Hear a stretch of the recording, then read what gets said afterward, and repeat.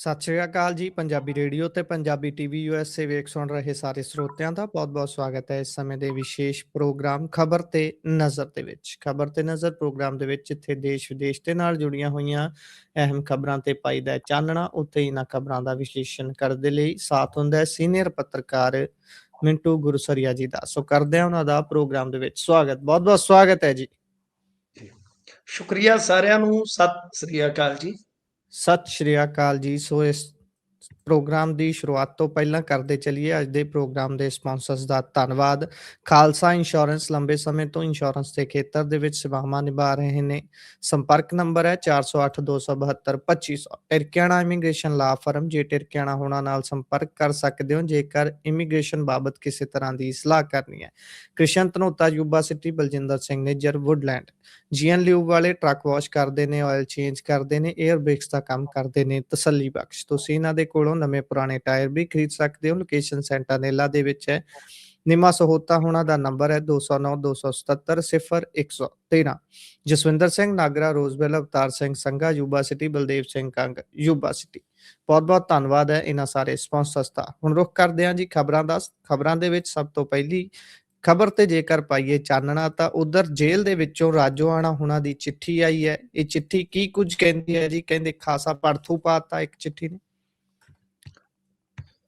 ਬਿਲਕੁਲ ਤੁਸੀਂ ਪਿਛਲੇ ਕੁਝ ਸਮੇਂ ਦੇ ਦੌਰਾਨ ਵੀ ਵੇਖਿਆ ਹੋਏਗਾ ਕਿ ਬਲਵੰਤ ਸਿੰਘ ਰਾਜੋਆਣਾ ਜਦੋਂ ਵੀ ਕੋਈ ਇਸ ਤਰ੍ਹਾਂ ਚਿੱਠੀ ਲਿਖਦੇ ਆ ਜੇਲ੍ਹ ਦੇ ਵਿੱਚੋਂ ਤੇ ਉਹ ਕਾਫੀ ਕਈ ਵਾਰ ਉਹਦੇ ਚੋਂ ਗੱਲਾਂ ਜਿਹੜੀਆਂ ਨੇ ਚਰਚਾਯੋਗ ਬਣ ਜਾਂਦੀਆਂ ਨੇ।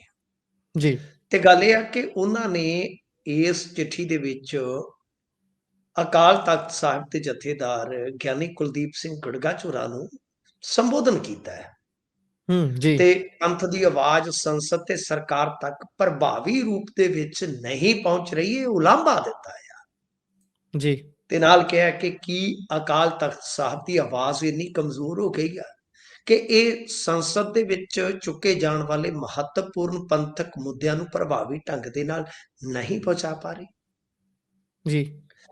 ਨਾਲ ਲਿਖਿਆ ਹੈ ਕਿ ਸਾਹਿਬਜ਼ਾਦਿਆਂ ਦੇ ਸ਼ਹਾਦਤ ਦਿਹਾੜੇ ਦਾ ਨਾਮ ਬਦਲ ਕੇ ਵੀਰ ਬਾਲ ਦਿਵਸ ਕਰਨ ਦੇ ਵਿੱਚ ਕੇਂਦਰ ਸਰਕਾਰ ਦੇ ਜਿਹੜਾ ਸੰਸਦ ਮੈਂਬਰਾਂ ਤੋਂ ਇਮਦਾਦ ਮੰਗਣ ਵਾਲੀ ਗੱਲ ਹੈ, ਉਹ ਜੀ। ਪੰਥ ਦੀ ਮਰਿਆਦਾ ਤੇ ਇਤਿਹਾਸਕ ਮਹੱਤਵ ਨੂੰ ਠੇਸ ਪਹੁੰਚਾਉਣ ਵਾਲਾ ਕਦਮ ਹੈ।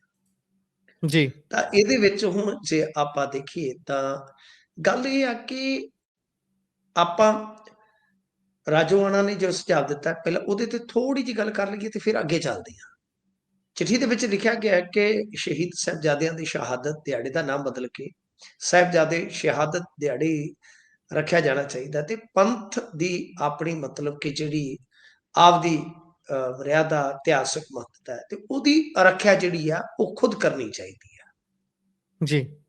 ਮਤਲਬ ਕਿ ਗੱਲ ਇਹ ਆ ਕਿ ਇੱਕ ਤਰ੍ਹਾਂ ਨਾਲ ਮੇਰੇ ਖਿਆਲ ਦੇ ਨਾਲ ਤਾਂ ਦੇਖੋ ਇਸ ਪੱਤਰ ਦੇ ਵਿੱਚ ਬਈ ਰਾਜਨੀਤਿਕ ਜੋ ਸ਼ਖਸੀਅਤਾਂ ਨੇ ਜਿਨ੍ਹਾਂ ਨੂੰ ਕਿਹਾ ਗਿਆ ਹੈ ਜੀ। ਉਹਨਾਂ ਦਾ ਹੀ ਉਲਾਂਭਾ ਹੈ। ਕੁੱਲ ਮਿਲਾ ਕੇ ਬਲਵੰਤ ਸਿੰਘ ਰਾਜੋਆਣਾ, ਮੈਂ ਤੁਹਾਨੂੰ ਸਿੱਧੀ ਗੱਲ ਦੱਸਾਂ, ਜਦੋਂ SGPC ਨਾਲ ਤੇ ਜਾਂ ਏਦਾਂ ਅਕਾਲੀ ਦਲ ਦੇ ਨਾਲ ਥੋੜਾ ਹੁੰਦੇ ਆ ਟੇਢਿਆ ਤੇ ਫਿਰ ਉਹ ਜੀ। ਇਸ ਤਰ੍ਹਾਂ ਹੀ ਕਰਦੇ ਆ ਤੇ ਫਿਰ ਮੁਲਾਕਾਤ ਹੋ ਜਾਂਦੀ ਆ, ਕੋਈ ਗੱਲਬਾਤ ਹੋ ਜਾਂਦੀ ਹੈ, ਜੋ ਗਾਂ ਕਰਨੀ ਹੁੰਦੀ ਆ ਚੱਲ ਪੈਂਦਾ ਕੰਮ। ਪਰ ਮੈਂ ਉਸ ਪੱਤਰ ਨੂੰ ਚੰਗੀ ਤਰ੍ਹਾਂ ਪੜ੍ਹ ਚੁੱਕਾ, ਤੁਸੀਂ ਵੀ ਪੜ੍ਹ ਲੈਣਾ। ਜਥੇਦਾਰ ਗਿਆਨੀ ਕੁਲਦੀਪ ਸਿੰਘ ਗੜਗਾਚੋਰਾ ਨੇ ਉਹਦੇ 'ਚ 14 ਮੈਂਬਰ ਪਾਰਲੀਮੈਂਟ ਦਾ ਨਾਮ ਲਿਖ ਕੇ ਉਹਨਾਂ ਨੂੰ ਆਦੇਸ਼ ਦਿੱਤਾ ਸੀਗਾ ਸਾਹਿਬ ਜੀ। ਤੇ ਉਹ ਕਿਹਦੀ ਰੌਸ਼ਨੀ 'ਚ ਸੀ ਕਿ SGPC ਸਮੇਤ ਸੰਗਤਾਂ ਵੀ ਲਿਖ ਚੁੱਕੀਆਂ ਨੇ ਕਿ ਭਾਈ ਜਿਹੜਾ ਕੇਂਦਰ ਸਰਕਾਰ ਨੇ ਅਧਿਕਾਰਤ ਤੌਰ ਤੇ ਸਾਹਿਬਜ਼ਾਦਿਆਂ ਦੀ ਸ਼ਹਾਦਤ ਨੂੰ ਸਮਰਪਿਤ ਦਿਹਾੜੇ ਦਾ ਨਾਂ ਰੱਖਿਆ ਵੀਰ ਬਾਲ ਦਿਵਸ, ਇਸ ਨੂੰ ਬਦਲਿਆ ਜਾਣਾ ਚਾਹੀਦਾ। ਜੀ। ਤੇ ਉਹਨਾਂ ਨੇ ਸਿੱਖ MPs ਨੂੰ ਆਦੇਸ਼ ਦਿੱਤਾ ਹੈ, ਬਕਾਇਦਾ ਜੀ। ਆਦੇਸ਼ ਦਿੱਤਾ ਹੈ। ਤੇ ਉਸ ਤੋਂ ਬਾਅਦ ਬੀਬਾ ਹਰਸਿਮਰਤ ਕੌਰ ਬਾਦਲ, ਮਾਲਵਿੰਦਰ ਸਿੰਘ ਕੰਗ, ਉਹ ਤੇ ਬੜੀ ਬੁਲੰਦ ਆਵਾਜ਼, ਤੁਹਾਨੂੰ ਪਤਾ ਹੀ ਇਹਨਾਂ ਜੀ। ਮੁੱਦਿਆਂ ਦੇ। ਤੇ ਇਸ ਤੋਂ ਜੀ। ਇਲਾਵਾ ਸੀਚੇਵਾਲ ਸਾਹਿਬ, ਉਹ ਬਕਾਇਦਾ ਬੋਲੇ ਨੇ ਸਦਨ ਦੇ ਵਿੱਚ ਸਭ ਜਾ ਕੇ ਇਸ ਬਾਬਤ। ਜੀ। ਤੇ ਦੇਸ਼ ਦੀ ਪਾਰਲੀਮੈਂਟ ਦੇ ਵਿੱਚ ਜੇ ਸਿੱਖ ਮੈਂਬਰ ਜੇ ਆਵਾਜ਼ ਨਹੀਂ ਬਣ ਸਕਦੇ ਸਿੱਖਾਂ ਦੀ ਤੇ ਫਿਰ ਆਪਾਂ ਕਹਿੰਦੇ ਆ ਕਿ ਬਾਈ ਇਹ ਉੱਥੇ ਜਾ ਕੇ ਘੁੱਗੂ ਬਣ ਜਾਂਦੇ ਆ, ਬੋਲਦੇ ਜੀ ਨਹੀਂ। ਤਾਂ ਗੱਲ ਇਹ ਆ ਕਿ ਆਦੇਸ਼ ਦਿੱਤਾ ਗਿਆ ਉਹਦੇ 'ਚ, ਜੀ ਕੋਈ ਕੋਈ ਬੇਨਤੀ ਨਹੀਂ ਕੀਤੀ ਗਈ, ਕੋਈ ਉਹਦੇ 'ਚ ਅਰਜ਼ੋਈ ਨਹੀਂ ਹੈ, ਆਦੇਸ਼ ਹੈ ਤੇ ਉਹਦਾ ਪਾਲਣ ਕੀਤਾ ਮੈਂਬਰ ਪਾਰਲੀਮੈਂਟ। ਔਰ ਸਭ ਤੋਂ ਇੰਟਰਸਟਿੰਗ ਗੱਲ ਇਹ ਹੈ ਕਿ ਉਹਦੇ 'ਚ ਰਵਨੀਤ ਬਿੱਟੂ ਦਾ ਨਾਮ ਨਹੀਂ ਹੈ ਉਸ ਫਹਿਰਿਸਤ ਦੇ ਜੀ ਵਿੱਚ, ਉਸ ਲਿਸਟ ਦੇ ਵਿੱਚ। ਚੰਗੀ ਜੀ ਤਰ੍ਹਾਂ ਤੁਸੀਂ ਉਸ ਪੱਤਰ ਨੂੰ ਪੜ੍ਹੋ। ਤੇ ਮੇਰੇ ਖਿਆਲ ਹੂੰ ਦੇ ਨਾਲ ਇਹ ਖਲਾਰਾ ਪਾਉਣ ਵਾਲੀ ਗੱਲ ਹੈ, ਜਦ ਕਿ ਮੈਂ ਖੁਦ ਇਸ ਹੱਕ ਦੇ ਵਿੱਚ ਆ ਕਿ ਨਰਿੰਦਰ ਮੋਦੀ ਹੋਰਾਂ ਨੇ ਬਹੁਤ ਅੱਛਾ ਕੰਮ ਕੀਤਾ ਸੀਗਾ, ਜੀ ਜੋ ਸਾਹਿਬਜ਼ਾਦਿਆਂ ਨੂੰ ਸਮਰਪਿਤ ਦਿਹਾੜਾ ਦਿੱਤਾ ਅਧਿਕਾਰਤ ਤੌਰ ਤੇ। ਪਰ ਬਾਲ ਦਿਵਸ ਅੱਗੇ ਹੀ ਆਪਾਂ ਵੇਨੇ ਆ ਮਨਾਇਆ ਜਾਂਦਾ ਹੈ। ਜੀ ਵੀਰ ਦਾ ਮਤਲਬ ਹੁੰਦਾ ਸੂਰਮਾ, ਜੀ ਪੰਜਾਬੀ ਚ ਆਪਾਂ ਕਹਿ ਲਈਏ ਵੀਰ ਬਾਲ ਦਿਵਸ। ਉਹ ਨਾਮ ਇਸ ਤਰ੍ਹਾਂ ਦਾ ਹੈ ਕਿ ਉਹਦੇ ਵਿੱਚ ਸਾਹਿਬਜ਼ਾਦਿਆਂ ਦਾ ਜੀ ਬਹੁਤਿਆਂ ਨੂੰ ਪਤਾ ਨਹੀਂ ਲੱਗਦਾ, ਜਿਹੜੇ ਮਤਲਬ ਕਿ ਦੂਰ ਦਰਾਜ਼ ਨੇ ਆਪਣੇ ਤੋਂ, ਜੀ ਨਾਨ ਸਿੱਖ ਲੋਕ ਨੇ ਜਾਂ ਸਾਊਥ ਦੇ ਵਿੱਚ ਆ ਜਾਂ ਨਾਰਥ ਈਸਟ ਦੇ ਵਿੱਚ ਆ।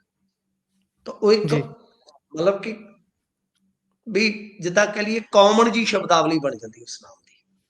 ਜੀ ਮੈਂ ਖੁਦ ਇਸ ਹੱਕ ਦੇ ਵਿੱਚ ਆ ਕਿ ਜਦੋਂ ਹਿੰਦੀ ਦਾ ਕੋਈ ਵੀ ਬੁਲਾਰਾ, ਦੇਖੋ ਮੈਨੂੰ ਕੋਈ ਪ੍ਰੋਬਲਮ ਨਹੀਂ ਹੈ, ਜੀ ਉਹਨਾਂ ਕੋਲ ਦਿਹਾੜੇ ਦਾ ਸ਼ਬਦ ਦਿਵਸ ਹੀ ਹੈ, ਜੀ ਆਪਣੇ ਕੋਲ ਦਿਹਾੜਾ ਹੈ, ਉਹ ਰਹਿ ਸਕਦਾ ਹੈ।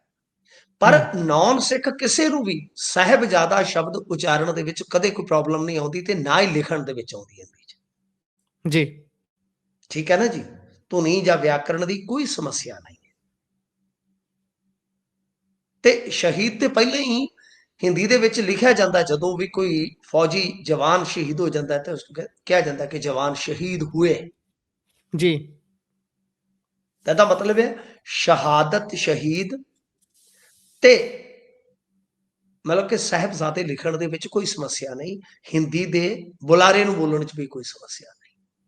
ਦਿਵਸ ਜੀ ਲਿਖਿਆ ਜਾ ਸਕਦਾ ਕਿਉਂ? ਕਿਉਂਕਿ ਉਹਨਾਂ ਦੇ ਕੋਲ ਦਿਹਾੜਾ ਸ਼ਬਦ ਨਹੀਂ ਹੈ। ਸੋ ਇਸ ਵਾਸਤੇ ਮੇਰੇ ਖਿਆਲ ਦੇ ਨਾਲ ਇਹਦੇ ਤੇ ਜੋ ਕੰਮ ਹੋ ਰਿਹਾ ਸੀਗਾ ਠੀਕ ਹੈ। ਹਾਲਾਂਕਿ ਮੈਂ ਧਾਰਮਿਕ ਪੱਖ ਤੋਂ ਮੈਨੂੰ ਨਹੀਂ ਪਤਾ ਕਿ ਕੌਣ ਸਹੀ ਹੈ ਕੌਣ ਨਹੀਂ, ਪਰ ਇੰਨੀ ਜੀ ਵੱਡੀ ਜੇ ਆਵਾਜ਼ ਬੁਲੰਦ ਹੋ ਰਹੀ ਹੈ ਤਾਂ ਮੇਰੇ ਖਿਆਲ ਦੇ ਨਾਲ ਠੀਕ ਹੈ, ਠੀਕ ਹੈ, ਕਿਉਂਕਿ ਅੱਛਾ ਕੰਮ ਕੀਤਾ ਸੀ ਕੇਂਦਰ ਸਰਕਾਰ ਨੇ।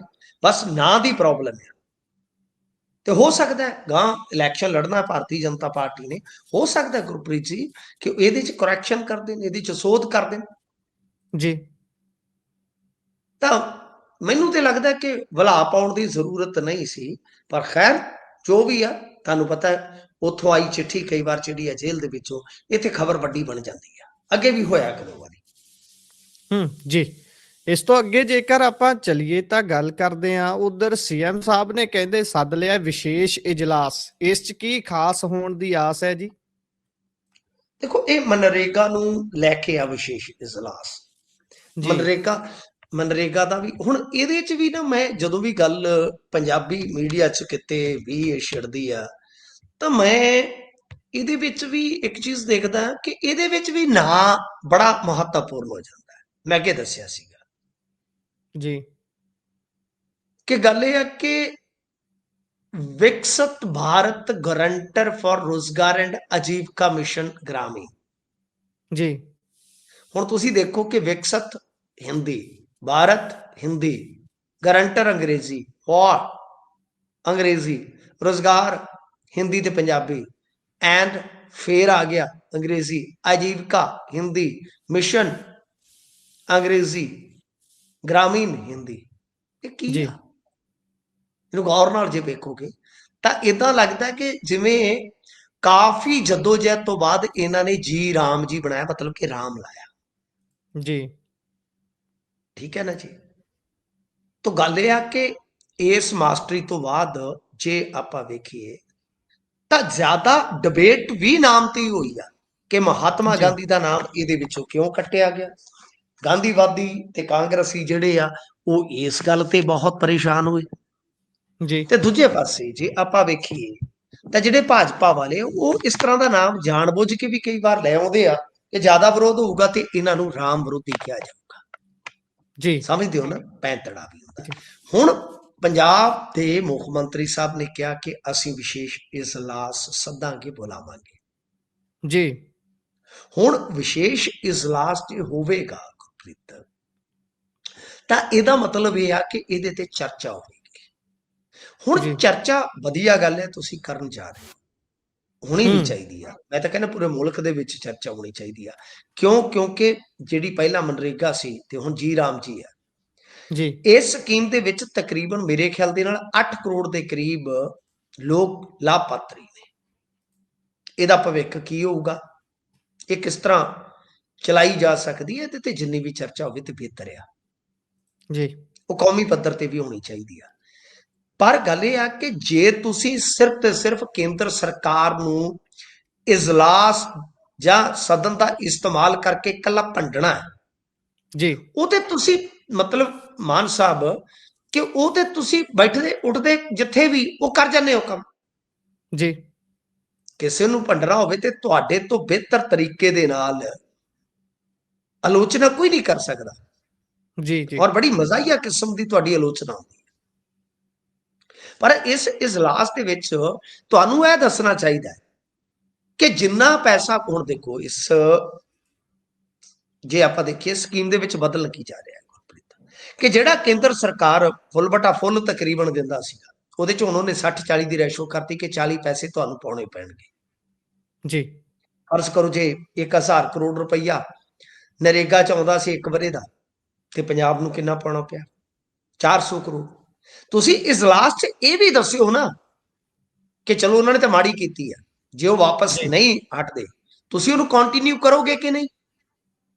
ਜੇ ਕਰੋਗੇ ਪੰਜਾਬ ਦੇ ਵਿੱਚ ਤਾਂ ਉਹ 400 ਕਰੋੜ ਰੁਪਈਆ ਆਵੇਗਾ ਕਿੱਥੋਂ? ਜੀ ਤੇ ਕਰਜ਼ਾ ਚੁੱਕ ਕੇ ਆਏਗਾ। ਜੀ ਜੀ ਤੇ ਜੇ ਕਰਜ਼ਾ ਚੁੱਕ ਕੇ ਆਏਗਾ ਤਾਂ ਫਿਰ ਇਹਦਾ ਮਤਲਬ ਇਹ ਆ ਕਿ ਉਹ ਹਰ ਸਾਲ ਤੁਹਾਨੂੰ ਕਰਜ਼ਾ ਚੁੱਕ ਕੇ ਵਧਾਉਣਾ ਵੀ ਪਊਗਾ। ਹਰ ਸਾਲ ਚੁੱਕਣਾ ਜੀ ਤੇ ਪਊ, ਵਧਾ ਕੇ ਚੁੱਕਣਾ ਪਊ, ਕਿਉਂਕਿ ਹਰ ਵਰੇ ਹੋ ਸਕਦਾ ਹੈ ਕਿ ਇਹ ਅਮਾਉਂਟ ਵੱਧਦੀ ਜਾਵੇ। ਜੀ ਤੇ ਜੇ ਨਹੀਂ ਤੇ ਫਿਰ ਤੇ ਤੁਹਾਨੂੰ, ਜੇ ਨਹੀਂ ਤੁਸੀਂ ਕੰਟੀਨਿਊ ਕਰ ਸਕਦੇ ਤਾਂ ਫਿਰ ਤੇ ਤੁਹਾਨੂੰ ਉਹਨਾਂ ਨੂੰ ਭੰਡਣ ਦੀ ਫਿਰ ਜ਼ਰੂਰਤ ਹੀ ਨਹੀਂ, ਉਹਨਾਂ ਨੇ ਤੇ ਜੋ ਕਰਨਾ ਸੀ ਕਰ ਦਿੱਤਾ। ਪਰ ਇਹਦੇ ਨਾਲ ਮੋਦੀ ਵੀ ਐਕਸਪੋਜ਼ ਹੋ ਜਾਂਦੇ ਨੇ। ਮੈਂ ਥੋੜਾ ਜਿਹਾ ਇੱਥੇ ਆਡੀਅנס ਨੂੰ ਲੈ ਜਾਵਾਂਗਾ ਇਕਨੋਮੀ ਦੇ ਪਾਸੇ। ਜੀ ਜਦ ਹੁਣ ਤੁਸੀਂ ਵੇਖੋ ਕਿ ਇਹਨਾਂ ਨੇ ਫੁਕਰੀ ਛੰਡਣੀ ਹੁੰਦੀ ਆ ਤਾਂ ਇੱਕ ਡਾਟਾ ਦਿੰਦੇ ਆ ਕਿ ਪਿਛਲੀ ਤਿਮਾਹੀ ਦਾ ਜੀ ਸਾਡਾ ਗਰੋਥ ਰੇਟ ਸੀ 8.1, ਜੀ ਹਾਈਐਸਟ ਹੈ ਜੀ। ਸਰ ਮੇਰਾ ਇੱਕ ਬੜਾ ਮਤਲਬ ਕਿ ਸਵਾਲ ਰਹਿੰਦਾ ਹਮੇਸ਼ਾ ਜੀ ਕਿ ਜਿਹੜੀਆਂ ਵੈਲਫੇਅਰ ਦੀਆਂ ਸਕੀਮਾਂ ਹੁੰਦੀਆਂ, ਮੋਦੀ ਸਾਹਿਬ ਜੇ ਇਹਦੇ ਤੋਂ ਪਿੱਛੇ ਹਟ ਰਹੇ ਨੇ, ਚਾਹੇ ਉਹ ਸਿੱਖਿਆ ਦਾ ਖੇਤਰ ਆ, ਸਿਹਤ ਦਾ ਖੇਤਰ ਆ, ਚਾਹੇ ਮਨਰੇਗਾ ਵਰਗੀਆਂ ਸਕੀਮਾਂ, ਜੀ ਉਹ ਤਾਂ ਹੀ ਹੈ ਨਾ ਜੇ ਪੈਸਾ ਨਹੀਂ ਹੈ, ਪੈਸੇ ਦੀ ਜੀ ਘਾਟ ਆ, ਫੰਡਾਂ ਦੀ ਘਾਟ ਆ। ਤੇ ਜੇ ਉਦਾਂ ਹੀ ਕਰ ਰਹੇ ਆ ਤਾਂ ਫਿਰ ਇਹਨਾਂ ਦਾ ਗਵਰਨੈਂਸ ਮਾਡਲ ਜਿਹੜਾ ਹੈ ਉਹਦੇ ਤੇ ਕਿੰਤੂ ਹੋਏਗਾ। ਜੇ ਫੰਡਸ ਜੀ ਕਰਕੇ ਕਰ ਰਹੇ ਨੇ ਤਾਂ ਗੁਰਪ੍ਰੀਤ ਇੱਕ ਬਹੁਤ ਵੱਡਾ ਸਵਾਲ ਖੜਾ ਹੁੰਦਾ ਹੈ ਕਿ ਫਿਰ 8.1 ਦੀ ਗਰੋਥ ਰੇਟ ਤੁਹਾਡੀ ਕਿਤੇ ਨਾ ਕਿਤੇ ਸ਼ੱਕੀ ਹੈ, ਕਿਉਂਕਿ ਜਿਸ ਜੀ ਦੇਸ਼ ਦੀ ਗਰੋਥ ਰੇਟ ਇੰਨੀ ਆ, ਉਹਦਾ ਉਤਪਾਦਨ, ਉਹਦੀ ਟੈਕਸੀਏਸ਼ਨ ਉਹ ਤੇ ਬਹੁਤ ਸੋਲਿਡ ਹੋਣੀ ਚਾਹੀਦੀ ਹੈ। ਜੀ ਇੱਥੇ ਕੋਈ ਦਿੱਕਤ ਨਹੀਂ ਆਉਣੀ ਚਾਹੀਦੀ, ਤੁਹਾਡੀ ਕਮਾਈ ਵਧੀਆ ਹੋਣੀ ਚਾਹੀਦੀ। ਸੋ ਇਹ ਬੜਾ ਵੱਡਾ ਸਵਾਲ ਹੈ ਨਰਿੰਦਰ ਮੋਦੀ ਸਰਕਾਰ ਤੇ। ਕੀ ਮਾਨ ਸਾਹਿਬ ਇਹਨਾਂ ਚੀਜ਼ਾਂ ਤੇ ਵੀ ਧਿਆਨ ਰੱਖ ਕੇ ਬੋਲਣਗੇ, ਤਿਆਰੀ ਜੀ ਨਾਲ ਆਉਣਗੇ ਕਿ ਇਹ ਇਸ ਤਰੀਕੇ ਨਾਲ ਇਹਨਾਂ ਨੂੰ ਐਕਸਪੋਜ਼ ਵੀ ਕੀਤਾ ਜਾਵੇ? ਪਰ ਤੁਸੀਂ ਫਿਊਚਰ ਕੀ ਲੈ ਕੇ ਚੱਲੋਗੇ ਇਸ ਸਕੀਮ ਦਾ, ਉਹ ਵੀ ਜ਼ਰੂਰ ਸਪਸ਼ਟ ਕਰਨਗੇ ਤਾਂ ਬਹੁਤ ਬਿਹਤਰ ਹੋਏਗਾ। ਜੀ ਬਹੁਤੀ ਚਰਚਾ ਜਿੱਦਾਂ ਤੁਸੀਂ ਦੱਸਿਆ ਵੀ ਨਾਮ ਤੇ ਹੋਈ ਹੈ, ਵੀ ਰਾਮ ਜੀ ਦਾ ਨਾਮ ਜੋੜਤਾ। ਇਹ ਜਿਹੜਾ 40-60 ਵਾਲਾ ਰੇਸ਼ੋ ਹੈ, ਇਹਦੇ ਨਾਲ ਤਾਂ ਤਕਰੀਬਨ ਪੰਜਾਬ ਤਾਂ ਬਾਹਰ ਹੀ ਸਮਝੋ ਫਿਰ, ਕਿਉਂਕਿ ਅੱਗੇ ਪੱਲੇ ਨਹੀਂ ਤੇਲਾ ਕਰਦੀ ਮੇਲਾ ਮੇਲਾ, ਉਹ ਵਾਲਾ ਕੰਮ ਤਾਂ ਪਹਿਲਾਂ ਹੀ ਹੈ ਪੰਜਾਬ ਦਾ। ਉਹਦੇ ਚ ਗੁਰਪ੍ਰੀਤ ਇਹ ਹੋ ਸਕਦਾ ਹੈ ਕਿ ਇਲੈਕਸ਼ਨ ਦਾ ਵਰ੍ਹਾ ਸ਼ੁਰੂ ਹੋ ਜਾਏਗਾ ਜੀ ਜਦੋਂ ਇਹ ਇਜਲਾਸ ਹੋਏਗਾ, ਤਾਂ ਹੋ ਸਕਦਾ ਹੈ ਕਿ ਇੱਕ ਵਾਰੀ ਇਹ ਬਜਟ ਚ ਰੱਖ ਦੇਣ, ਕਿਉਂਕਿ ਬਜਟ ਸੈਸ਼ਨ ਆਏਗਾ ਨਾ। ਜੀ ਜੀ ਪਰ ਠੀਕ ਹੈ ਜੀ, ਬਜਟ 'ਚ ਵੀ ਫੇਰ ਹੀ ਰੱਖਣਗੇ ਜੇ ਪੱਲੇ ਹੋਣਗੇ। ਨਹੀਂ ਉਹ ਕਰਨਗੇ ਨਾ, ਉਹ ਤਾਂ ਕਰ ਦੇਣਗੇ, ਪਰ ਗਾਂ ਜੀ ਔਖਾ ਹੋਏਗਾ ਮੇਰੇ ਖਿਆਲ ਦੇ ਨਾਲ। ਜੇ ਆਪਾਂ ਵੇਖੀਏ ਯੂਪੀ ਦਾ ਵੀ 12,000 ਕਰੋੜ ਬਣਦਾ ਹੈ, ਜੀ 12,000 ਕਰੋੜ ਬਣਦਾ ਤੇ 40% ਦੇ ਹਿਸਾਬ ਨਾਲ ਉਹਨਾਂ ਦਾ 5,000 ਕਰੋੜ ਹੈ। ਯੂਪੀ ਵਾਸਤੇ ਵੀ ਔਖਾ ਹੈ, जी, जी। 5000 ਕਰੋੜ ਕੱਢਣਾ, ਮਤਲਬ ਕਿ ਕਈ ਸਟੇਟਾਂ ਇਹਦੇ ਚ ਫਸਣਗੀਆਂ, ਪਰ ਇਹ ਹੋ ਸਕਦਾ ਕਿ ਚੱਲਦਾ ਰੱਖਣ। ਪਰ ਮੇਰੇ ਖਿਆਲ ਦੇ ਨਾਲ ਗੁਰਪ੍ਰੀਤ ਆਪਾਂ ਇੱਕ ਚੀਜ਼ ਹੋਰ ਨਹੀਂ ਸੋਚ ਰਹੇ ਜਿਹੜੀ ਸੋਚਣੀ ਚਾਹੀਦੀ, ਕਿ जी, ਰਾਹੁਲ ਗਾਂਧੀ ਇੱਕ ਨਾਮ ਤੇ ਜਾਂ ਕਾਂਗਰਸ ਇੱਕ ਨਾਮ ਤੇ ਤਾਂ ਲੜ ਰਹੇ, जी, ਜੇ 7-8 ਕਰੋੜ ਆਪਾਂ ਦੇਖੀਏ ਉਹਦੇ ਵਿੱਚ ਜ਼ਿਆਦਾ ਗਰੀਬ ਵਰਗ ਹੈ, ਐਸਸੀ ਹੈ, ਐਸਟੀ ਹੈ ਜਾਂ ਹੋਰ ਵਰਗ ਨੇ, ਤਾਂ जी। ਮੇਰੇ ਖਿਆਲ ਦੇ ਨਾਲ ਕਾਂਗਰਸ ਜੇ ਇਹਦੇ ਤੇ ਕੋਈ ਅੰਦੋਲਨ ਛੇੜਦੀ, ਕੋਈ ਲਹਿਰ ਬਣਾਉਂਦੀ, ਤਾਂ ਮੇਰੇ ਖਿਆਲ ਦੇ ਨਾਲ ਇਹ ਕਾਫੀ ਲਾਹੇਵੰਦ ਹੋ ਸਕਦੀ ਸੀ ਸਿਆਸੀ ਤੌਰ ਤੇ। ਜੀ ਬਿਲਕੁਲ। ਪਰ ਕਾਂਗਰਸ ਨੂੰ ਵੇਲ ਕਿੱਥੇ ਹੈ ਜੀ ਇਲੈਕਸ਼ਨ ਵੋਟ ਚੋਰੀ ਦੇ ਮੁੱਦੇ ਤੋਂ ਲੜਨ ਤੋਂ ਇਲਾਵਾ। ਲੱਗਦਾ ਹੈ ਉਹਨਾਂ ਨੇ ਹੁਣ ਅਗਲੀਆਂ ਚੋਣਾਂ ਵੋਟ ਚੋਰੀ ਦੇ ਸਿਰ ਤੇ ਹੀ ਲੜਨੀਆਂ ਨੇ, ਇਸ ਤੋਂ ਬਿਨਾਂ ਕੁਝ ਨਹੀਂ, ਜਾਂ ਫਿਰ ਇਸ ਦੇ ਨਾਮ ਤੇ ਥੋੜਾ ਜਿਹਾ ਰੌਲਾ ਪਾ ਲਿਆ। ਵੈਸੇ ਕਹਿੰਦੇ ਨੇ 125 ਦਿਨ ਦਿਹਾੜੀਆਂ ਹੁਣ ਮਿਲਿਆ ਕਰਨਗੀਆਂ, ਇਹ 60 ਦਿਨ ਤਾਂ ਵੈਸੇ ਹੀ ਨਿਕਲ ਗਏ ਜਿਹੜੇ ਜ਼ਮੀਨ ਖੇਤੀ ਦੇ ਹੁੰਦੇ ਨੇ, ਕਟਾਈ ਵਢਾਈ ਦੇ ਜਾਂ ਦੁਬਾਰਾ ਲਵਾਈ ਦੇ, ਉਹ ਵਿੱਚੋਂ ਇਹਨਾਂ ਨੇ ਕੱਢਤੇ ਨੇ ਤੇ ਕਹਿੰਦੇ 125 ਦਿਨ ਦੇਵਾਂਗੇ। ਪਹਿਲਾਂ ਪੰਜਾਬ 'ਚ 38 ਦਿਨ ਮਿਲਦਾ, ਜਿਹੜਾ ਆંકੜਾ ਪਹਿਲਾਂ ਸਾਹਮਣੇ ਆਇਆ ਸੀ। ਦੇਖਦੇ ਹਾਂ ਬਣਦਾ ਕੀ ਹੈ। ਵੈਸੇ IMF ਨੇ ਕਹਿਤਾ ਵੀ ਪੰਜਾਬ ਜਿਹੜਾ ਭਾਰਤ ਦਾ ਗਰੋਥ ਰੇਟ ਇਹ ਦੱਸੀ ਜਾਂਦੇ ਨੇ ਉਹ ਜਾਲੀ ਹੈ। ਅੱਗੇ ਚੱਲਦੇ ਹਾਂ, ਉਧਰ ਭਾਜਪਾ ਪ੍ਰਧਾਨ ਦਾ ਗੱਠਜੋੜ ਤੇ ਬਿਆਨ ਸਾਹਮਣੇ ਆਇਆ। ਹਾਂਜੀ, ਦੇਖੋ ਇਹ ਵੀ ਇੱਕ ਬੜੀ ਇਸ ਵੇਲੇ ਪੰਜਾਬ ਦੇ ਵਿੱਚ ਗੱਲ ਚਰਚਾਯੋਗ ਰਹਿੰਦੀ ਹੈ ਕਿ ਕੀ ਇਹਨਾਂ ਦਾ ਕੋਈ ਗੱਠਜੋੜ ਹੋ ਸਕਦਾ ਹੈ ਕਿ ਨਹੀਂ। ਤਾਂ ਇਹਦੇ ਤੇ ਹੁਣ ਅੱਜ ਪਹਿਲਾ ਬਿਆਨ ਆਇਆ, ਜਦੋਂ ਆਪਾਂ ਬਲਾਕ ਸੰਮਤੀ ਤੇ ਜ਼ਿਲ੍ਹਾ ਪ੍ਰੀਸ਼ਦ ਦੇ ਰਿਜ਼ਲਟ ਦੇਖ ਚੁੱਕੇ ਹਾਂ, ਤਾਂ ਅੱਜ ਜਿਹੜੇ ਚਾਚਾ ਚੌਧਰੀ ਆ ਸੁਨੀਲ ਜਾਖੜ, ਉਹਨਾਂ ਜੀ, ਨੇ ਪੀਸੀ ਕੀਤੀ ਆ, ਤਾਂ ਉਹਨਾਂ ਨੇ ਇੱਕ ਬੜੀ ਪਾਏਦਾਰ ਗੱਲ ਕੀਤੀ ਹੈ ਤੇ ਮੈਂ ਹਮੇਸ਼ਾ ਇਸ ਗੱਲ ਦੀ ਵਕਾਲਤ ਕਰਦਾ। ਉਹਨਾਂ ਨੇ ਬੜੀ ਗੱਲ ਕੀਤੀ ਹੈ, ਉਹ ਕਹਿੰਦੇ ਆ ਕਿ ਸ਼੍ਰੋਮਣੀ ਅਕਾਲੀ ਦਲ ਬਾਦਲ ਦੇ ਨਾਲ ਗੱਠਜੋੜ ਤੇ ਫੈਸਲਾ ਚੰਡੀਗੜ੍ਹ 'ਚ ਨਹੀਂ ਹੋ ਸਕਦਾ। ਇਹਦਾ ਜੀ, ਫੈਸਲਾ ਜਿਹੜੀ ਕੌਮੀ ਪੱਧਰ ਦੀ ਲੀਡਰਸ਼ਿਪ ਆ ਉਹਨੇ ਲੈਣਾ ਹੈ।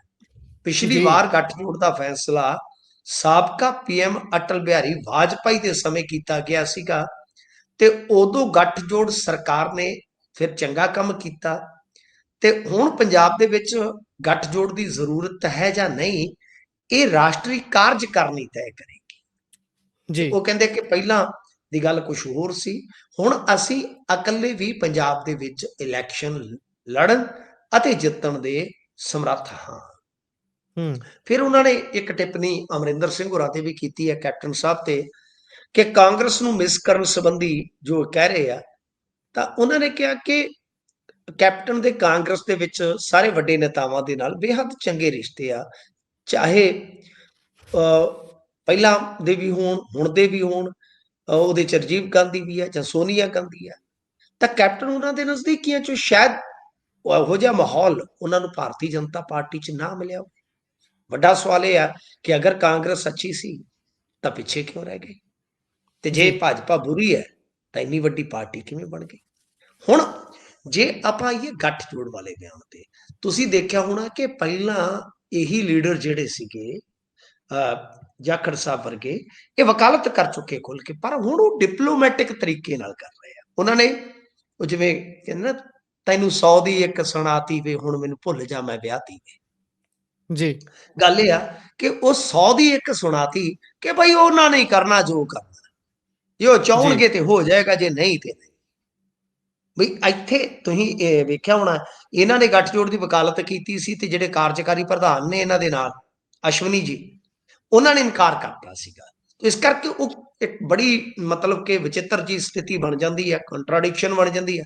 ਸੋ ਇਹਦੇ ਜੀ, ਤੋਂ ਬਚਣ ਵਾਸਤੇ ਇਹਨਾਂ ਨੇ ਕਿਹਾ ਕਿ ਬਿਲਕੁਲ ਗੱਲ ਦਰੁਸਤ ਹੈ, ਤਾਂ 2 ਮਹੀਨੇ ਬੜੇ ਕਰੂਸ਼ਲ ਰਹਿਣਗੇ, ਜਨਵਰੀ ਫਰਵਰੀ। ਸ਼ਾਇਦ ਇਹਨਾਂ 2 ਮਹੀਨਿਆਂ ਦੇ ਵਿੱਚ ਗੱਠਜੋੜ ਤੇ ਕੁਝ ਨਾ ਕੁਝ ਆ ਜਾਏਗਾ, ਸੰਕੇਤ ਮਿਲ ਜਾਏਗਾ। ਦੂਜੀ ਗੱਲ ਹੈ ਕਿ ਠੀਕ ਆ, ਭਾਜਪਾ ਥੋੜਾ ਗਰੋ ਕਰ ਰਹੀ ਆ, ਪਰ ਭਾਜਪਾ ਆਪਣੇ ਪੱਧਰ ਤੇ ਮੇਰੇ ਖਿਆਲ ਦੇ ਨਾਲ ਪੂਰੀਆਂ 117 ਸੀਟਾਂ ਲੜ ਵੀ ਜਾਊਗੀ ਨਾ, ਤਾਂ ਬਹੁਤ ਜੀ, ਸਾਰੀਆਂ ਸੀਟਾਂ ਤੇ ਅੱਜ ਦੀ ਹਾਲਤ ਦੇ ਮੁਤਾਬਕ ਤੇ ਜ਼ਮਾਨਤਾਂ ਵੀ ਬਚਾਉਣੀਆਂ ਔਖੀਆਂ ਨੇ, ਕਿਉਂਕਿ ਕੱਢ ਰਹੀ ਹੈ ਨਹੀਂ ਬੂਥ ਲੈਵਲ ਤੱਕ। ਜੀ, ਤੇ ਜੇ ਮੰਨ ਲਓ ਆਪਾਂ ਅਕਾਲੀਆਂ ਨੂੰ ਦੇਖੀਏ, ਉਹ ਵੀ ਗਰੋ ਕਰ ਰਹੇ ਨੇ ਅੱਗੇ ਨਾਲੋਂ 22 ਤੋਂ ਬਾਅਦ ਖਾਸ ਤੌਰ ਤੇ ਜੇ ਦੋਵੇਂ ਰਲ ਜੀ, ਜਾਂਦੇ ਆ, ਫਿਰ ਤਾਂ ਗੱਠਜੋੜ ਦਾ ਇੱਕ ਮਤਲਬ, ਜਿਵੇਂ ਆਪਾਂ ਕਹਿੰਦੇ ਆ ਨਾ ਕਿ ਐਸਾ ਵਹਾਅ ਵੀ ਬਣ ਸਕਦਾ ਹੈ ਕਿ ਜਿਹਨੂੰ ਵੇਖ ਕੇ ਫਿਰ ਪਬਲਿਕ ਪਰਸੈਪਸ਼ਨ ਜਿਹੜੀ ਹੁੰਦੀ ਉਹ ਵੀ ਚੇਂਜ ਹੋ ਸਕਦੀ ਹੈ। ਫਾਇਦਾ ਦੋਨਾਂ ਜੀ। ਦਾ। ਇਹ ਹੋਣਾ ਜਿਹੜਾ ਹੈ ਵਾਕਿਆ ਇਹਨਾਂ ਦੀ ਗੱਲ ਸਹੀ ਆ ਕਿ ਉਹ 2-3 ਚਿਹਰੇ ਇੱਧਰੋਂ ਅਕਾਲੀਆਂ ਚੋਂ ਨੇ, ਸੁਖਬੀਰ ਬਾਦਲ, ਬੀਬਾ ਬਾਦਲ, ਠੀਕ ਹੈ ਜੀ, ਤੇ ਨਾਲ ਕੋਈ 2-4 ਉਹਨਾਂ ਦੇ ਹੋਰ ਬਹੁਤ ਕਰੀਬੀ ਉਹ ਨੇ, ਤੇ ਜਾਂ ਉਧਰੋਂ ਅਮਿਤ ਸ਼ਾਹ। ਅਮਿਤ ਜੀ, ਸ਼ਾਹ, ਹਾਲਾਂਕਿ ਮੈਂ ਤੁਹਾਨੂੰ ਇੱਕ ਹੋਰ ਵਿਚਲੀ ਗੱਲ ਸ਼ਾਇਦ ਅੱਗੇ ਵੀ ਦੱਸੀ ਹੋਵੇ, ਸੁਖਬੀਰ ਬਾਦਲ ਦੇ ਜਿਹੜੇ ਸੰਬੰਧ ਨੇ ਉਹ ਨਿਤਨ ਗਡਕਰੀ ਦੇ ਨਾਲ ਬਹੁਤ ਅੱਛੇ ਨੇ, ਜੀ, ਬਹੁਤ ਅੱਛੇ ਨੇ। ਤੇ ਅੱਜ ਕੱਲ ਤੁਹਾਨੂੰ ਪਤਾ ਹੀ ਆ ਕਿ ਆਰਐਸਐਸ ਕੁਝ ਰਾਜਸੀ ਮਾਮਲਿਆਂ 'ਚ ਨਰਿੰਦਰ ਮੋਦੀ ਨੂੰ ਰਾਜ਼ੀ ਕਰ ਲੈਂਦੀ ਆ, ਇਹ ਵੀ ਜੀ, ਫੈਕਟ ਹੈ।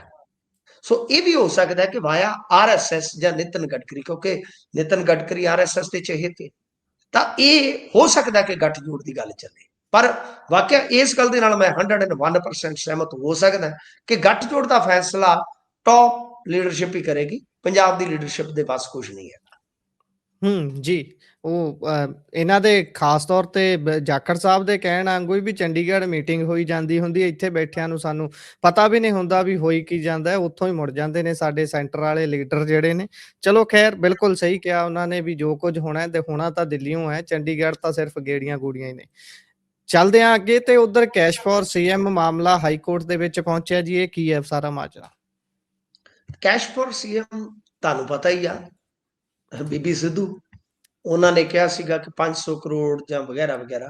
ਤਾਂ ਦੇਖੋ, ਕੋਈ ਸੱਜਣ ਭਲੇ ਪੁਰਸ਼ ਉੱਥੇ ਚਲੇ ਗਏ ਹਾਈ ਕੋਰਟ ਦੇ ਵਿੱਚ, ਇਸ ਨੂੰ ਜੀ, ਆਧਾਰ ਬਣਾ ਕੇ ਕਿ ਭਾਈ ਇਹ ਬਿਆਨ ਹੈ ਜਿਹੜਾ, ਇਹਦੇ ਤੇ ਸੀਬੀਆਈ ਦੀ ਜਾਂਚ ਜਿਹੜੀ ਹੋਣੀ ਚਾਹੀਦੀ ਆ। ਹਾਈ ਕੋਰਟ ਨੇ ਫਿਰ ਸਪਸ਼ਟ ਕੀਤਾ ਕਿ ਸਿਰਫ ਮੀਡੀਆ ਦੇ ਵਿੱਚ ਦਿੱਤੇ ਗਏ ਬਿਆਨਾਂ ਦੇ ਆਧਾਰ ਤੇ ਜਨਹਿਤ ਪਟੀਸ਼ਨ ਤੇ ਵਿਚਾਰ ਨਹੀਂ ਕੀਤਾ ਜਾ ਸਕਦਾ। ਜੀ, ਅਦਾਲਤ ਨੇ ਕਿਹਾ ਕਿ ਲੋਕਤੰਤਰ ਵਿੱਚ ਹਰ ਵਿਅਕਤੀ ਨੂੰ ਬੋਲਣ ਦੀ ਆਜ਼ਾਦੀ ਹੈ, ਪਰ ਜਦੋਂ ਤੱਕ ਅਜਿਹੇ ਬਿਆਨਾਂ ਦੇ ਆਧਾਰ ਤੇ ਕੋਈ ਠੋਸ ਅਪਰਾਧ ਨਹੀਂ ਬਣਦਾ ਅਤੇ ਸੰਬੰਧਿਤ ਵਿਅਕਤੀ ਵੱਲੋਂ ਵਿਧੀਵਤ ਲਿਖਤ ਸ਼ਿਕਾਇਤ ਦਰਜ ਨਹੀਂ ਕਰਵਾਈ ਜਾਂਦੀ, ਉਦੋਂ ਤੱਕ ਅਦਾਲਤ ਦਖਲ ਨਹੀਂ ਕਰ ਸਕਦੀ। ਜੀ, ਤੇ ਚੀਫ ਜਸਟਿਸ ਦੀ ਪ੍ਰਧਾਨਗੀ ਵਾਲੇ ਬੈਂਚ ਨੇ ਇਹ ਜਿਹੜੀ ਟਿੱਪਣੀ ਆ, ਉਹ ਇੱਕ ਗੈਰ ਸਰਕਾਰੀ ਸੰਗਠਨ ਦੀ ਪਟੀਸ਼ਨ ਨੂੰ ਖਾਰਜ ਕਰਦਿਆਂ ਹੋਇਆ ਕੀਤੀ।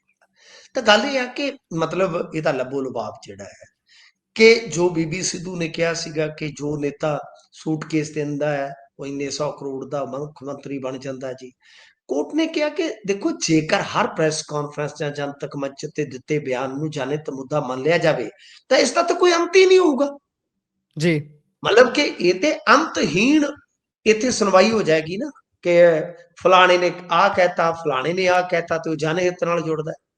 ਤਾਂ ਲੀਡਰ ਤੇ ਤੁਹਾਨੂੰ ਪਤਾ ਬੋਲੀ ਜਾਂਦੇ, ਉਹਨਾਂ ਦੇ ਬਿਆਨ ਜੀ, ਤੇ ਰੁਕਦੇ ਹੀ ਨਹੀਂ ਹੈ। ਤੇ ਇਸ ਵਾਸਤੇ ਇਹ ਮਾਮਲਾ ਹਾਈ ਕੋਰਟ ਗਿਆ ਸੀ, ਪਰ ਹਾਈ ਕੋਰਟ ਨੇ ਇਸ ਪਟੀਸ਼ਨ ਨੂੰ ਕਾਫੀ ਸਖਤ ਟਿੱਪਣੀਆਂ ਦੇ ਨਾਲ ਰੱਦ ਕਰ ਦਿੱਤਾ। ਤੁਹਾਨੂੰ ਯਾਦ ਹੋਣਾ, ਇੱਕ ਵਾਰੀ ਕੈਪਟਨ ਅਮਰਿੰਦਰ ਸਿੰਘ ਦੇ ਬਿਆਨ ਨੂੰ ਵੀ ਆਧਾਰ ਬਣਾਇਆ ਗਿਆ ਸੀਗਾ ਕਿ ਜੀ ਉਹਨਾਂ ਜੀ, ਨੇ ਕਿਹਾ ਕਿ ਫਲਾਣੇ ਮਹਿਕਮੇ 'ਚ ਰੁਜ਼ਗਾਰ ਦੇਵਾਂਗੇ, ਟਵੀਟ ਕੀਤਾ ਸੀ ਸ਼ਾਇਦ। ਤਾਂ ਜੀ, ਉਦੋਂ ਵੀ ਹਾਈ ਕੋਰਟ ਦਾ ਇਹੋ ਸਟੈਂਡ ਸੀ ਕਿ ਇਹਨਾਂ ਦੇ ਬਿਆਨਾਂ ਦੇ ਆਧਾਰ ਤੇ ਅਦਾਲਤਾਂ ਕਾਰਵਾਈ ਨਹੀਂ ਆਰੰਭ ਸਕਦੀਆਂ। ਸੋ ਇਸ ਵਾਸਤੇ ਜੀ, ਮੇਰੇ ਖਿਆਲ ਦੇ ਨਾਲ ਪਬਲਿਕ ਇੰਟਰਸਟ ਬਣਦਾ ਨਹੀਂ ਸੀਗਾ, ਜਨਹਿਤ ਪਟੀਸ਼ਨ ਬਣਦੀ ਨਹੀਂ ਸੀ। ਨਾਲੇ ਹੁਣ ਤੇ ਬੀਬੀ ਸਿੱਧੂ ਨੇ ਵੀ, ਤੁਹਾਨੂੰ ਪਤਾ ਹੀ ਆ, ਗੱਲ ਗੋਲ ਮੋਲ ਹੋ ਜਾਵੇ ਨਾ, ਮਾਝੇ ਦੇ ਆ ਚੰਨ ਮਖਣ, ਗੱਲਾਂ ਜੀ, ਗੋਲ ਮੋਲ ਕਰਦਾ ਹੈ। ਤੇ ਗੱਲ ਇਹ ਆ ਕਿ ਹੁਣ ਤੇ ਗੱਲਾਂ ਹੀ ਗੋਲ ਮੋਲ ਜੀਆਂ ਹੋ ਗਈਆਂ ਨੇ ਨਾ ਸਾਹਿਬ, ਕਿ ਨਹੀਂ ਜੀ ਜੀ, ਸਾਥੋਂ ਕਿਸੇ ਨੇ ਨਹੀਂ ਲਿਆ, ਮੇਰੀ ਗੱਲ ਨੂੰ ਏਦਾਂ ਕੀਤਾ ਗਿਆ, ਓਦਾਂ ਕੀਤਾ ਗਿਆ। ਤਾਂ ਬਹਰਹਾਲ ਇਹਨਾਂ ਨੇ ਆਪਦਾ ਜਿਹੜਾ ਜ਼ੋਰ ਸੀਗਾ ਉਹ ਲਾਇਆ ਜ਼ਰੂਰ ਹੈ, ਪਰ ਹਾਈ ਕੋਰਟ ਨੇ ਇਸ ਪਟੀਸ਼ਨ ਨੂੰ ਮਨਜ਼ੂਰ ਨਹੀਂ ਕੀਤਾ। ਜੀ। ਇਸ ਤੋਂ ਅੱਗੇ ਜੇਕਰ ਆਪਾਂ ਚੱਲੀਏ ਤਾਂ ਉਧਰ ਪਾਸਟਰ ਅੰਕੁਰ ਨਰੂਲਾ ਦਾ ਸ਼ਰਮਨਾਕ ਬਿਆਨ ਸਾਹਮਣੇ ਆਇਆ ਜੀ। ਬੜਾ ਸ਼ਰਮਨਾਕ ਆ ਵੈਸੇ ਤੇ, ਜੇ ਤੁਸੀਂ ਵੇਖੋਗੇ ਤੇ ਤੁਹਾਨੂੰ ਯਾਦ ਹੋਣਾ, ਤੁਹਾਡੇ ਜਲੰਧਰ ਦੇ ਵਿੱਚ ਗੁਰਪ੍ਰੀਤ ਇੱਕ ਬੜੀ ਦਰਿੰਦਗੀ ਹੋਈ, ਇੱਕ ਬੱਚੀ ਨੂੰ ਮਾਰ ਦਿੱਤਾ ਗਿਆ ਸੀਗਾ। ਜੀ, ਤੇ ਗੱਲ ਇਹ ਆ ਕਿ ਉਹ ਸ਼ਾਇਦ ਰੇਪ ਦੀ ਅਸਫਲ ਕੋਸ਼ਿਸ਼ ਸੀ, ਉਸ ਤੋਂ ਬਾਅਦ ਕਤਲ ਕੀਤਾ ਗਿਆ। ਜੀ, ਤੇ ਉਸ ਸੰਬੰਧੀ ਕੋਈ 14 ਦਸੰਬਰ ਦਾ ਵੀਡੀਓ ਹੈ ਜਿਹੜਾ ਕਿਸੇ ਸੋਸ਼ਲ ਮੀਡੀਆ ਦੇ ਯੂਜ਼ਰ ਨੇ ਫੇਸਬੁੱਕ ਤੇ ਸ਼ੇਅਰ ਕੀਤਾ, ਤੇ ਜਿਹੜਾ ਬੜਾ ਹੀ ਤੇਜ਼ੀ ਨਾਲ ਵਾਇਰਲ ਹੋਇਆ। ਜੀ, ਇਹਦੇ ਚ ਮਤਲਬ ਕਿ ਜਿਹੜਾ ਨਰੂਲਾ ਹੈ ਉਹ ਇਹ ਕਹਿ ਰਿਹਾ ਕਿ ਜਿਹੜਾ ਬਈ ਮਤਲਬ ਕਿ ਉਹ ਦੋਸ਼ੀ ਆ। ਜੀ, ਉਹ ਕਹਿੰਦਾ ਕਿ ਇਹ ਬੰਦਾ ਕੋਈ ਪਾਪ ਕਰ ਬੈਠਾ ਹੈ, ਤੇ ਹੁਣ ਇਹਦੇ ਧਰਮ ਦੇ ਲੋਕ ਕਹਿ ਰਹੇ ਆ ਕਿ ਇਹ ਦੋਸ਼ੀ ਉਹਨਾਂ ਦੇ ਧਰਮ ਦਾ ਨਹੀਂ, ਉਸਦੇ ਧਰਮ ਜੀ, ਵਾਲਿਆਂ ਨੇ ਉਹਦਾ ਸਾਥ ਛੱਡ ਦਿੱਤਾ ਹੈ। ਹੂੰ, ਤੇ ਨਾਲ ਉਹ ਕਹਿੰਦਾ ਕਿ ਕਾਸ਼ ਇਸ ਬੰਦੇ ਦੇ ਨਾਲ ਗੱਲ ਕਰਨ ਦਾ ਮੌਕਾ ਮਿਲੇ ਤੇ ਬਈ ਫਿਰ ਮੈਂ ਉਹਨੂੰ ਦੱਸਾਂ। ਤੇ ਨਾਲ ਉਹ ਕਹਿੰਦਾ ਹੈ ਕਿ ਆ ਜਾ ਯੀਸ਼ੂ ਮਸੀਹ ਦੇ ਕੋਲ ਆ ਜਾ, ਤੇਰੇ ਪਾਪ ਮਾਫ ਹੋ ਜਾਣਗੇ। ਹੂੰ। ਤੇ ਬਈ ਨਾਲ ਉਹ ਕਹਿੰਦਾ ਹੈ ਕਿ ਮੈਂ ਇਹ ਤਾਂ ਨਹੀਂ ਕਹਿੰਦਾ ਕਿ ਤੇਰੇ ਪਾਪ ਮਾਫ ਹੋ ਗਏ ਤੇ ਤੇਰੀ ਸਜ਼ਾ ਖਤਮ ਜਾਂ ਘੱਟ ਹੋ ਜਾਏਗੀ, ਕਾਨੂੰਨ ਤੈਨੂੰ ਆਪਣੇ ਹਿਸਾਬ ਨਾਲ ਦੇਖੇਗਾ, ਲੇਕਿਨ ਮੈਂ ਤੈਨੂੰ ਕਹਿਣਾ ਚਾਹੁੰਦਾ ਵਾਂ ਕਿ ਆ ਜਾ ਯੀਸ਼ੂ ਮਸੀਹ ਦੇ ਕੋਲ ਆ ਜਾ, ਤੇਰੇ ਪਾਪਾਂ ਨੂੰ ਮਾਫ ਹੋ ਕਰ ਦਿੱਤਾ ਜਾਏਗਾ, ਕਿ ਇਹ ਜੀ। ਦੁਨੀਆ ਤੇਰੀ ਨਹੀਂ, ਅਗਰ ਤੇਰੀ ਹੁੰਦੀ ਤਾਂ ਇਸ ਡਾਊਨ ਟਾਈਮ ਤੇ ਤੈਨੂੰ ਇਸ ਤਰ੍ਹਾਂ ਛੱਡਦੀ ਨਹੀਂ। ਦੇਖੋ ਇਸ ਨੂੰ ਕਿਸੇ ਧਰਮ ਦੇ ਮਾਮਲੇ 'ਚ ਏਦਾਂ ਜੋੜ ਕੇ ਉਦਾਂ ਜੋੜ ਕੇ ਤੇ ਨਾਲ ਆਹ ਗੱਲਾਂ ਕਰਨੀਆਂ, ਮੇਰੇ ਖਿਆਲ ਦੇ ਨਾਲ ਬਹੁਤ ਹੀ ਸ਼ਰਮਨਾਕ ਬਿਆਨ ਬਣ ਜਾਂਦਾ। ਹਾਲਾਂਕਿ ਇਹਦੇ ਤੇ ਸਫਾਈ ਵੀ ਦਿੱਤੀ ਆ, ਜੀ। ਇਹਨੇ ਸਫਾਈ ਵੀ ਦਿੱਤੀ ਆ ਪਾਸਟਰ ਨੇ, ਕਿ ਦੇਖੋ ਪਹਿਲਾਂ ਮੈਂ ਵੀ ਨਸ਼ੇ ਕਰਦਾ ਸੀ, ਏਦਾਂ ਕਰਦਾ ਸੀ, ਓਦਾਂ ਕਰਦਾ ਸੀਗਾ। ਬਈ ਠੀਕ ਆ, ਪਰ ਮੇਰੇ ਖਿਆਲ ਦੇ ਨਾਲ ਧਰਮ ਦਾ ਮਾਮਲਾ ਇਹਦੇ ਚ ਕੀ ਆ ਗਿਆ? ਉਹ ਇਸ ਕਰਕੇ ਸੀ ਕੁਝ ਗੱਲਾਂ ਆਈਆਂ ਗੁਰਪ੍ਰੀਤ, ਕਿ ਕੁਝ ਲੋਕ ਸਾਰੇ ਧਰਮ, ਮੈਂ ਦੇਖੋ ਧਰਮਾਂ ਦਾ ਸਤਿਕਾਰ ਕਰਦਾ, ਮੈਂ ਈਸਾਈ ਭਾਈਚਾਰੇ ਬਾਰੇ ਵੀ ਕਦੇ ਤੁਹਾਨੂੰ ਪਤਾ ਹੀ ਆ ਕੁਰਖਤ ਜ਼ੁਬਾਨ ਨਹੀਂ ਵਰਤੀ। ਹਾਂ, ਇਹਨਾਂ ਦੇ ਬੰਦੇ ਜਿਹੜੇ ਆ ਉਹ ਕੁਝ ਤੁਹਾਨੂੰ ਪਤਾ ਹੀ ਆ, ਜਿਸ ਤਰ੍ਹਾਂ ਭੋਲੇ ਭਾਲੇ ਲੋਕਾਂ ਨੂੰ ਮਗਰ ਲਾਉਂਦੇ ਆ, ਜਿਸ ਤਰ੍ਹਾਂ ਦੇ ਕੁਝ ਸ਼ੋਸ਼ਣ ਦੇ ਦੋਸ਼ ਲੱਗਦੇ ਨੇ, ਅਸੀਂ ਉਹਨਾਂ ਦੀ ਗੱਲ ਹੂੰ। ਕੀਤੀ ਹੈ ਤੇ ਠੋਕ ਕੇ ਕਰਾਂਗੇ, ਉਹ ਕਰਦੇ ਜੀ। ਰਹਾਂਗੇ। ਪਰ ਮੈਂ ਹਰ ਧਰਮ ਦਾ ਸਤਿਕਾਰ ਕਰਦਾ, ਖਾਸ ਤੌਰ ਤੇ ਆਸਥਾ ਦਾ। ਪਰ ਇਹ ਮਸਲਾ ਇਸ ਤਰ੍ਹਾਂ ਸੀ ਕਿ ਕੁਝ ਲੋਕ ਸਿੱਖਾਂ ਨੂੰ ਟਾਰਗੇਟ ਕਰਨ ਲੱਗ ਪਏ, ਕਿਉਂਕਿ ਉਸ ਤੋਂ ਪਹਿਲਾਂ ਪ੍ਰਵਾਸੀ ਵਰਸਜ ਪੰਜਾਬੀ ਦਾ ਮੁੱਦਾ ਸੀ। ਮੈਂ ਜੀ। ਉਹਦੇ ਵੀ ਕਦੇ ਹੱਕ 'ਚ ਨਹੀਂ ਰਿਹਾ। ਇਸ ਤਰ੍ਹਾਂ ਦੇ ਜੀ। ਨੈਰੇਟਿਵ 'ਚ ਮੈਂ ਕਦੇ ਨਹੀਂ ਜਾਂਦਾ, ਨਾ ਮੈਂ ਉਲਝਦਾ ਜੀ ਸਾਹਿਬ। ਜੀ। ਤਾਂ ਗੱਲ ਇਹ ਆ ਕਿ ਉਸ ਬਿਰਤਾਂਤ ਚੋਂ ਹੀ ਫਿਰ ਜਿਨ੍ਹਾਂ ਨੂੰ ਮੌਕਾ ਮਿਲਿਆ ਕਿ ਆ ਦੇਖੋ ਤੁਹਾਡੇ ਕੀ ਕਰਦੇ, ਫਲਾਣੇ ਕੀ ਕਰਦੇ, ਕਿਉਂਕਿ ਜੀ। ਸ਼ਾਇਦ ਉਹ ਅੰਮ੍ਰਿਤਪਾਨ ਕਰ ਚੁੱਕਾ ਸੀ, ਹੂੰ। ਦਾੜਾ ਵੀ ਉਹਦਾ ਸੀਗਾ।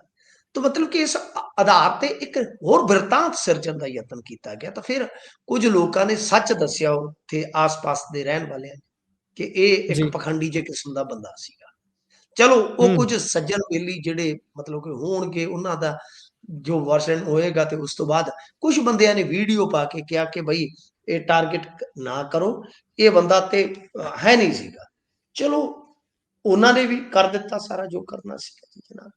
ਪਰ ਸਭ ਤੋਂ ਵੱਡੀ ਗੱਲ ਤੇ ਹੁਣ ਇਹੋ ਆ ਕਿ ਇਸ ਨੂੰ ਮੁੱਦਾ ਬਣਾ ਕੇ ਯੀਸ਼ੂ ਦੇ ਕੋਲ ਆ ਜਾ, ਤੇਰੇ ਪਾਪ ਬਖਸ਼। ਅਰੇ ਸਭ, ਜਦੋਂ ਬੰਦਾ ਇੱਥੋਂ ਚਲੇ ਗਿਆ ਫਿਰ ਜੀ। ਉਹਨੇ ਪਤਾ ਨਹੀਂ ਕਿਹਦੇ ਕੋਲ ਜਾਣਾ, ਆਪੇ ਉੱਥੇ ਹਿਸਾਬ ਕਿਤਾਬ ਹੋਏਗਾ। ਇੱਥੇ ਜੋ ਦਰਿੰਦਗੀ ਕੀਤੀ ਉਹਨੂੰ ਭੁਗਤਣ ਦੇ, ਜਾਂ ਤਾਂ ਜੀ। ਛਡਾਲਾ ਜਾ ਕੇ ਜੇਲ੍ਹ ਦੇ ਵਿੱਚ। ਹੂੰ। ਸੋ ਇਸ ਵਾਸਤੇ ਮੇਰੇ ਖਿਆਲ ਦੇ ਨਾਲ ਇਹ ਬੇਲੋੜੀਆਂ ਗੱਲਾਂ ਨੇ, ਤੇ ਮੈਂ ਕਹਿੰਦਾ ਕਿ ਜੀ। ਇਹੋ ਜਿਹੀਆਂ ਗੱਲਾਂ ਨੂੰ ਤਾਂ ਮੀਡੀਆ ਦੇ ਵਿੱਚ ਜਗ੍ਹਾ ਵੀ ਨਹੀਂ ਦੇਣੀ ਚਾਹੀਦੀ। ਵਾਹੀਆਤ ਹੂੰ। ਕਿਸਮ ਦੀਆਂ ਗੱਲਾਂ ਨੇ ਕਿ ਬਾਈ ਏਦਾਂ ਓਦਾਂ, ਕਿਉਂਕਿ ਕ੍ਰਿਮੀਨਲ ਬੰਦੇ ਦੀ ਸਾਈਕੀ ਜਿਹੜੀ ਆ ਉਹ ਕੀ ਆ, ਉਹਨੂੰ ਸਮਝਣ ਦੀ ਜ਼ਰੂਰਤ ਹੁੰਦੀ ਹੈ। ਜਿਸ ਨਾਲ ਦਰਿੰਦਗੀ ਹੋਈ ਉਸ ਦੇ ਪਰਿਵਾਰ ਦਾ ਧਿਆਨ ਰੱਖਣ ਦੀ ਜ਼ਰੂਰਤ ਹੁੰਦੀ ਹੈ, ਕਿ ਉਹਨਾਂ ਨੂੰ ਕੋਈ ਠੇਸ ਨਾ ਪਹੁੰਚੇ, ਸਮਾਜ ਦੇ ਵਿੱਚ ਤੁਹਾਡੇ ਸ਼ਬਦ ਦੇ ਨਾਲ ਕੋਈ ਗਲਤ ਮੈਸੇਜ ਨਾ ਜਾਵੇ। ਤਾਂ ਜੀ। ਸੰਵੇਦਨਾ ਜਿਹੜੀ ਹੈ ਉਹ ਵਰਤਣੀ ਚਾਹੀਦੀ ਆ। ਪਰ ਇਹ ਪਾਸਟਰ ਤੁਹਾਨੂੰ ਪਤਾ ਹੀ ਅੱਜ ਕੱਲ੍ਹ ਜਿੱਦਾਂ ਚੱਲ ਰਿਹਾ, ਇੱਕ ਤੇ ਜੇਲ੍ਹ ਦੀ ਦਾਲ ਪੀਣ ਡਿਆ, ਉਹ ਵੀ ਇਹੋ ਕੁਝ ਜੀ। ਹੀ ਕਰਦਾ ਹੁੰਦਾ ਸੀਗਾ, ਏਦਾਂ ਜੀ ਓਦਾਂ ਆ। ਹੂੰ। ਜੀ। ਉਧਰ ਗ੍ਰਿਫਤਾਰ ਪੁਲਿਸ ਅਫਸਰ ਭੁੱਲਰ ਨੂੰ ਸੁਪਰੀਮ ਕੋਰਟ ਤੋਂ ਝਟਕਾ ਲੱਗਾ। ਹਾਂਜੀ, ਦੇਖੋ ਇਹ ਸੁਪਰੀਮ ਕੋਰਟ ਦੇ ਵਿੱਚ ਗਿਆ ਸੀਗਾ ਆਪਣੀ ਗ੍ਰਿਫਤਾਰੀ ਨੂੰ ਚੈਲੰਜ ਕਰਨ ਵਾਸਤੇ, ਤੇ ਅਖੀਰ ਸੁਪਰੀਮ ਕੋਰਟ ਨੇ ਕਿਹਾ ਕਿ ਬਈ ਤੁਸੀਂ ਇੱਥੇ ਨਹੀਂ ਆ ਸਕਦੇ, ਕਿਉਂਕਿ ਤੁਹਾਡਾ ਮਾਮਲਾ ਹਾਈ ਕੋਰਟ ਦੇ ਵਿੱਚ ਪੈਂਡਿੰਗ ਹੈ, ਤਾਂ ਉੱਥੇ ਜਾਓ। ਜੀ। ਤਾਂ ਫਿਰ ਇਹ ਪਟੀਸ਼ਨ ਜਿਹੜੀ ਵਾਪਸ ਹੋ ਗਈ ਆ। ਤਾਂ ਗੱਲ ਮੁੱਕਦੀ ਇਹੋ ਆ। ਇੱਧਰ ਥੋੜੀ ਜਿਹੀ ਮੈਂ ਤੁਹਾਨੂੰ ਹੋਰ ਅਪਡੇਸ਼ਨ ਵੀ ਦੇ ਦੇਵਾਂ ਕਿ ਬਿਕਰਮ ਮਜੀਠੀਆ ਵੀ ਸੁਪਰੀਮ ਕੋਰਟ ਪਹੁੰਚ ਗਏ ਆ। ਉੱਥੇ ਸੁਪਰੀਮ ਕੋਰਟ ਨੇ ਪੰਜਾਬ ਸਰਕਾਰ ਨੂੰ 4 ਹਫ਼ਤਿਆਂ ਦਾ ਟਾਈਮ ਦਿੱਤਾ ਹੈ ਕਿ ਇਸ ਮਾਮਲੇ ਦੇ ਵਿੱਚ ਆ ਕੇ ਜਵਾਬ ਦਾਖਲ ਕਰੋ। ਯਾਨੀ ਜੀ। ਹੁਣ ਵੀ ਆਪਾਂ ਕਹਿ ਸਕਦੇ ਹਾਂ ਕਿ ਮੱਧ ਜਨਵਰੀ ਤੋਂ ਬਾਅਦ ਜਦੋਂ ਇਹ ਸੁਣਵਾਈ ਹੋਏਗੀ ਸੁਪਰੀਮ ਕੋਰਟ 'ਚ, ਤੇ ਫਿਰ ਉਦੋਂ ਬਾਅਦ ਮਜੀਠੀਆ ਦੀ ਕਿਸਮਤ ਦਾ ਫੈਸਲਾ ਜਿਹੜਾ ਉਹ ਨਿਕਲਣਾ ਸੰਭਵ ਹੋ ਸਕਦਾ ਹੈ। ਪਰ ਦੂਜੇ ਪਾਸੇ ਐਚ.ਐਸ. ਭੁੱਲਰ ਨੂੰ ਉੱਥੋਂ ਕੋਈ ਰਾਹਤ ਨਹੀਂ ਫਿਲਹਾਲ, ਤੇ ਇਹਨੂੰ ਵਾਪਸ ਭੇਜ ਦਿੱਤਾ ਕਿ ਜਾਓ ਬਈ ਹਾਈ ਕੋਰਟ 'ਚ ਜਾਓ। ਤੇ ਪਹਿਲਾਂ ਹੀ ਇਹਨਾਂ ਨੇ ਜੋ ਗ੍ਰਿਫਤਾਰੀ ਨੂੰ ਚੈਲੰਜ ਕੀਤਾ ਸੀਗਾ ਭੁੱਲਰ ਤੇ ਵਕੀਲਾਂ ਨੇ, ਤੇ ਉਹਦੇ ਵਿੱਚ ਸੀਬੀਆਈ ਨੇ ਸਾਫ਼ ਦੱਸ ਦਿੱਤਾ ਸੀਗਾ ਕਿ ਇਹ ਮਾਮਲਾ ਚੰਡੀਗੜ੍ਹ ਦਾ ਅਧਿਕਾਰ ਖੇਤਰ ਦਾ ਸੀਬੀਆਈ ਦਾ ਬਣਦਾ ਹੈ, ਕਿਉਂਕਿ ਰਿਕਵਰੀ ਚੰਡੀਗੜ੍ਹੋਂ ਹੋਈ ਆ। ਤਾਂ ਦੇਖਦੇ ਹਾਂ ਹੁਣ ਐਚਐਸ ਭੁੱਲਰ ਦੀ ਕੋਈ ਖੁਸ਼ਖਬਰੀ ਬਣਦੀ ਹੈ ਕਿ ਨਹੀਂ, ਪਰ ਹਾਲੇ ਮੈਨੂੰ ਲੱਗਦਾ ਕਿ ਟਾਈਮ ਲੱਗੂਗਾ। ਹਾਂ, ਸੁਪਰੀਮ ਕੋਰਟ 'ਚ ਹੋ ਸਕਦਾ ਹੈ ਕਿ ਵਿਕਰਮ ਮਜੀਠੀਆ ਨਾਲ ਜੁੜੀ ਕੋਈ ਉੱਥੋਂ ਵੱਡੀ ਖਬਰ ਆਪਾਂ ਨੂੰ ਕੋਈ ਮਹੀਨੇ, ਡੇਢ ਮਹੀਨੇ, 2 ਮਹੀਨੇ ਬਾਅਦ ਵੇਖਣ ਨੂੰ ਮਿਲੇ। ਜੀ। ਉਧਰ ਜਲੰਧਰ ਦੇ ਵਿੱਚ ਇੱਕ ਪੰਪ ਤੇ ਖੜਿਆਂ ਨੌਜਵਾਨਾਂ ਦੇ ਵੱਲੋਂ ਕਹਿੰਦੇ ਫਾਇਰ ਕੱਢ ਦਿੱਤੇ ਗਏ। ਇਸ ਤੋਂ ਬਾਅਦ ਕੁਝ ਹੀ ਸਮਾਂ ਬੀਤਿਆ ਸੀ, ਘੰਟੇ 2 ਘੰਟੇ 'ਚ ਕਹਿੰਦੇ ਐਨਕਾਊਂਟਰ ਵੀ ਹੋਇਆ। ਹਾਂਜੀ, ਦੇਖੋ ਇਹ ਤੇ ਹੈ। ਇੱਕ ਸ਼ਾਇਦ ਹੁਸ਼ਿਆਰਪੁਰ ਦੇ ਵਿੱਚ ਵੀ ਐਨਕਾਊਂਟਰ ਹੋਇਆ ਮੇਰੇ ਖਿਆਲ ਦੇ ਨਾਲ, ਉੱਥੇ ਵੀ 2 ਬਿਲਕੁਲ ਸ਼ੂਟਰ ਫੜੇ ਬਿਲਕੁਲ ਸੀ। ਟਾਂਡੇ ਦੇ ਏਰੀਏ 'ਚ ਹੋਇਆ ਜੀ। ਹਾਂਜੀ, ਟਾਂਡੇ ਦੇ ਏਰੀਏ ਦੇ ਵਿੱਚ ਹੋਇਆ। ਚੌਟਾਲਾ ਸ਼ਾਇਦ ਕੋਈ ਪਿੰਡ ਆ। ਚਟਾਲਾ ਪਿੰਡ, ਜੀ ਜੀ ਬਿਲਕੁਲ। ਹਾਂਜੀ, ਟਾਂਡੇ ਦੇ ਲਾਗੇ, ਟਾਂਡਾ ਉੜਮੋੜਾ। ਤਾਂ ਗੱਲ ਇਹ ਆ ਟਾਂਡਾ ਕਿ ਉੜ ਇਹ ਤੋਂ ਹਾਂਜੀ, ਐਨਕਾਊਂਟਰ ਕਰਕੇ 2 ਸ਼ੂਟਰ ਜਿਹੜੇ ਆ ਉਹ ਕਾਬੂ ਕਰ ਲਏ ਗਏ ਆ। ਤੇ ਕਹਿਣ ਦਾ ਭਾਵ ਇਹੋ ਆ ਕਿ ਜੋ ਇਹ ਸਭ ਕੁਝ ਚੱਲ ਰਿਹਾ ਹੈ, ਸਮਝੋ ਬਾਹਰ ਆ, ਉੱਥੇ ਤੇ ਕਾਫੀ, ਜੇ ਤੁਸੀਂ ਵਿਜ਼ੂਅਲ ਦੇਖੇ ਹੋਣ ਗੁਰਪ੍ਰੀਤ, ਕਾਫੀ ਜ਼ਿਆਦਾ ਮਤਲਬ ਕਿ ਇੱਕ ਡਰਾਵਣਾ ਮਾਹੌਲ ਬਣ ਗਿਆ ਸੀ ਜਲੰਧਰ।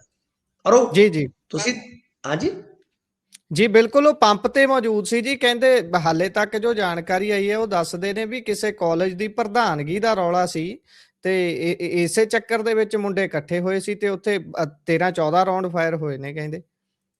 ਹਾਂਜੀ, 15 ਰਾਉਂਡ ਦੇ ਕਰੀਬ ਦੱਸਦੇ ਆ। ਤੇ ਕਹਿੰਦੇ ਆ ਕਿ ਮਤਲਬ ਕਿ ਆਮੋ ਸਾਹਮਣੇ ਗੋਲੀਆਂ ਚੱਲੀਆਂ। 2 ਦੀ ਹਾਲਤ ਗੰਭੀਰ ਆ, ਫੋਰਟਿਸ ਹਸਪਤਾਲ ਦੇ ਵਿੱਚ ਭਰਤੀ ਕਰਾਇਆ ਗਿਆ। ਤੇ ਫਿਰ ਬਾਅਦ ਦੇ ਵਿੱਚ ਜਿਨ੍ਹਾਂ ਨੇ ਉਹ ਮਤਲਬ ਕਿ ਗੋਲੀਆਂ ਗਾਲੀਆਂ ਚਲਾਈਆਂ, ਉਹਨਾਂ ਦੇ ਵਿੱਚੋਂ ਕੁਛ ਦਾ ਐਨਕਾਊਂਟਰ ਹੋਇਆ। ਤੇ ਜੀ ਇੱਕ ਦੇ ਤੇ ਦੱਸਦੇ ਛਾਤੀ 'ਚ ਗੋਲੀ ਲੱਗੀ ਆ, ਦੂਸਰੇ ਦੇ ਮੋਢੇ 'ਚ ਗੋਲੀ ਲੱਗੀ ਹੈ, ਜਿਹੜੇ ਜ਼ਖਮੀ ਹੋਏ ਆ। ਤਾਂ ਦੇਖਦੇ ਆ ਜੀ ਕਿ ਇੱਕ ਦਾ ਤੇ ਐਨਕਾਊਂਟਰ ਸ਼ਾਇਦ ਹੋਇਆ। ਗੱਲ ਇਹ ਆ ਕਿ ਐਨਕਾਊਂਟਰ ਤਾਂ ਹੁਣ ਹੋਣਗੇ ਗੁਰਪ੍ਰੀਤ। ਕਿਉਂ? ਜੀ ਕਿਉਂਕਿ ਇਹ ਮਸਲਾ ਮਾਡਲ ਦਾ ਬਣਦਾ ਪਿਆ। ਜੀ ਮਾਡਲ ਦਾ ਕਿਉਂ? ਕਿਉਂਕਿ ਜੇ ਤੁਸੀਂ ਵੇਖੋਗੇ ਯੂਪੀ ਤੇ ਪੰਜਾਬ ਦਾ ਇਲੈਕਸ਼ਨ ਇਕੱਠਿਆ ਹੋਣਾ ਹੈ। ਆਮ ਜੀ ਆਦਮੀ ਪਾਰਟੀ ਨੇ ਯੂਪੀ 'ਚ ਵੀ ਜਾਣਾ ਹੈ, ਜੀ ਇਸ ਦੀ ਮਦਦ ਕਰਨੀ ਹੈ, ਪਤਾ ਨਹੀਂ। ਪਰ ਉੱਥੇ ਇਸ ਗੱਲ ਨੂੰ ਲੈ ਕੇ ਬਹਿਸ ਹੋ ਸਕਦੀ ਹੈ ਇਨ ਫਿਊਚਰ। ਇਹ ਹੂੰ ਮੁੱਦਾ ਬਣ ਸਕਦਾ ਹੈ ਕਿ ਦੇਖੋ, ਕਦੇ ਯੂਪੀ ਦੀ ਮਿਸਾਲ ਦਿੱਤੀ ਜਾਂਦੀ ਸੀ ਪੰਜਾਬ ਦੇ ਲਾਅ ਐਂਡ ਆਰਡਰ ਦੇ ਲਿਹਾਜ਼ ਨਾਲ ਕਿ ਯੂਪੀ ਵਾਲਾ ਇੱਥੇ ਕੰਮ ਹੋ ਰਿਹਾ ਜੀ। ਹੁਣ ਜੀ ਉਹ ਦੇਣਗੇ ਇੱਥੋਂ ਦੀ ਮਿਸਾਲ ਕਿ ਵੇਖੋ, ਜਿੱਥੇ ਤਾਂ ਸਾਡਾ ਰਾਜ ਆ, ਤਾਂ ਉੱਥੇ ਗੁੰਡਾਗਰਦੀ ਐ ਢੱਕ ਕੇ ਰੱਖਦੀ ਮਰੂਦਾਂ ਦੀ ਰੇਹੜੀ। ਤੇ ਜੀ ਜਿੱਥੇ ਗੈਰ ਭਾਜਪਾ ਸਰਕਾਰ ਆ ਪੰਜਾਬ ਦੀ, ਉੱਥੇ ਹਾਲਤ ਦੇਖ ਲਓ। ਤਾਂ ਜੀ ਇਸ ਕਰਕੇ ਅਰਵਿੰਦ, ਮੈਂ ਤੁਹਾਨੂੰ ਸ਼ਾਇਦ ਪਹਿਲਾਂ ਹੀ ਦੱਸਤਾ ਸੀ ਕਿ ਐਨਕਾਊਂਟਰਾਂ ਦੀ ਤੇ ਹੁਣ ਤੁਸੀਂ ਦੇਖਣਾ ਝੜੀ ਲੱਗ ਜਾਏਗੀ। ਮੈਂ ਤੁਹਾਨੂੰ ਦੱਸਿਆ ਸੀ ਸ਼ਾਇਦ ਗੁਰਪ੍ਰੀਤ ਜੀ ਕੁਝ ਜੀ ਹਫ਼ਤੇ ਪਹਿਲਾਂ, ਜੇ ਤੁਹਾਨੂੰ ਯਾਦ ਹੋਵੇ। ਤਾਂ ਇਹ ਸਾਰਾ ਕੁਝ ਹੋਣਾ ਹੀ ਸੀ, ਕਿਉਂਕਿ ਹੁਣ ਅਰਵਿੰਦ ਕੇਜਰੀਵਾਲ ਉਸ ਛਵੀ ਤੋਂ ਬਚਣ ਵਾਸਤੇ ਇਹ ਹੁਕਮ ਲਗਭਗ ਦੇ ਚੁੱਕੇ ਨੇ ਮੂੰਹ ਜ਼ਬਾਨੀ ਕਿ ਜਿੰਨੇ ਵੀ ਹੋ ਸਕਦੇ ਵੱਧ ਤੋਂ ਵੱਧ ਕਰੋ, ਵੀ ਡਰ ਜੀ ਪਵੇ, ਢਹਿ ਪਵੇ। ਪਰ ਫਿਲਹਾਲ ਤੁਸੀਂ ਦੇਖੋ, ਰੋਜ਼ਾਨਾ ਐਨਕਾਊਂਟਰ ਹੋ ਰਿਹਾ, ਕਿਤੇ ਮਾਰਿਆ ਜਾ ਰਿਹਾ, ਕਿਤੇ ਪੈਂਚਰ ਕੀਤਾ ਜਾ ਰਿਹਾ ਗੋਲੀ ਲੱਤ 'ਚ ਮਾਰ ਕੇ। ਪਰ ਇਹ ਚੀਜ਼ਾਂ ਰੁਕ ਨਹੀਂ ਰਹੀਆਂ। ਜੀ। ਅੱਜ ਵਾਲੇ ਇਨਸੀਡੈਂਟ ਦੀ ਤਾਂ ਵੀਡੀਓ ਵੀ ਸਾਹਮਣੇ ਆਈ ਹੈ। ਉਹ ਪੈਂਚਰ ਕੀਤੇ ਨੌਜਵਾਨ ਨੂੰ ਜਦੋਂ ਗੱਡੀ ਦੇ ਵਿੱਚ ਬਿਠਾ ਰਹੇ ਨੇ, ਐਨ ਵੀਡੀਓ ਜਿੱਦਾਂ ਇੰਟੈਂਸ਼ਨਲੀ ਬਣਾਈ ਗਈ ਹੁੰਦੀ ਹੈ। ਹੂੰ ਪਹਿਲਾਂ ਖੜੇ ਨੇ, ਜਦੋਂ ਵੀਡੀਓ ਹੂੰ ਸ਼ੁਰੂ ਹੁੰਦੀ ਹੈ ਫੇਰ ਚੱਕ ਕੇ ਉਹਨੂੰ ਗੱਡੀ ਦੇ ਵਿੱਚ ਤੋਰ ਕੇ ਬਿਠਾਇਆ ਹੂੰ ਜਾ ਰਿਹਾ ਹੈ। ਉਹ ਹੂੰ ਤਸਵੀਰਾਂ ਵੀ ਸਾਹਮਣੇ ਆਈਆਂ ਨੇ। ਹਾਂ, ਹਾਲਾਤ ਨੇ ਬਿਲਕੁਲ। ਉਹ ਕਿ ਵੀਡੀਓ ਸ਼ਾਇਦ ਇਸੇ ਕਰਕੇ ਸ਼ੂਟ ਕੀਤਾ ਜਾਂਦਾ ਹੈ ਨਾ ਕਿ ਲੋਕਾਂ ਦੀਆਂ ਅੱਖਾਂ ਵੀ ਠੰਡੀਆਂ ਰਹਿਣ ਅਤੇ ਜੀ। ਅਪਰਾਧੀਆਂ ਨੂੰ ਵੀ ਇੱਕ ਮੈਸੇਜ ਆਵੇ ਕਿ ਜੇ ਤੁਸੀਂ ਕ੍ਰਾਈਮ ਕਰੋਗੇ ਤਾਂ ਅਸੀਂ ਤੁਹਾਨੂੰ ਗੋਲੀਆਂ ਮਾਰਾਂਗੇ। ਜੀ। ਇਹ ਤਾਂ ਚਲੋ ਖੈਰ, ਇਹ ਪੁਲਿਸ ਨੇ ਤਾਂ ਕਰਨਾ ਹੀ ਕਰਨਾ ਹੈ। ਇਹ ਤਾਂ ਆਕਾ ਜਿਹੜੇ ਉੱਪਰ ਬੈਠੇ ਹੋਏ ਨੇ ਉਹ ਆਪ ਕਹਿ ਦਿੰਦੇ ਨੇ ਵੀ ਭਾਈ ਆਹ ਕੁਝ ਅਸੀਂ ਕਰਨਾ ਹੈ। ਦੇਖੀ ਚਲੋ ਹੁਣ ਬਣਦਾ ਕੀ ਹੈ। ਇੱਥੇ ਪ੍ਰੋਗਰਾਮ ਦਾ ਹੁੰਦਾ ਜੀ ਸਮਾਂ ਸਮਾਪਤ। ਤੁਸੀਂ ਜੁੜੇ ਜਾਣਕਾਰੀਆਂ ਸਾਂਝੀਆਂ ਕੀਤੀਆਂ, ਬਹੁਤ ਬਹੁਤ ਧੰਨਵਾਦ ਜੀ। ਧੰਨਵਾਦ।